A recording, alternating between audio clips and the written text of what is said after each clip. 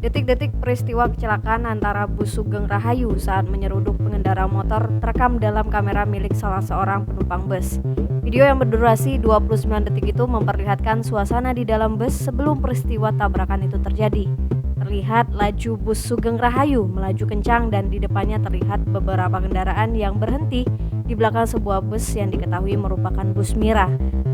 Sayangnya kendati sudah melihat dari jauh ada kendaraan yang berhenti, namun upaya pengereman yang dilakukan bus Sugeng Rahayu tidak berhasil. Kasatlantas Polres Ngawi AKP Zainul Imam membenarkan peristiwa tersebut. Peristiwa itu terjadi di Jalan Raya Ngawi arah Mauspati Desa Tambak Kromo Geneng Ngawi pada Sabtu 16 Oktober 2021 pukul 14.30 waktu Indonesia Barat.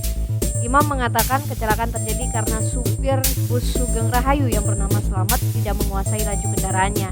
Hal ini membuat bus bernomor polisi W7110UZ yang melaju dari Ngawi mengarah ke Mauspati, Magetan itu menabrak sepeda motor dan bus yang sedang berhenti di depannya.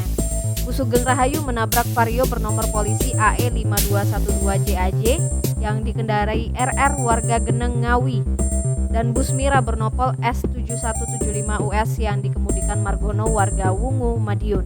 Karena sepeda motor Vario ditabrak di antara dua bus, motor itu cukup rusak parah karena tergencet.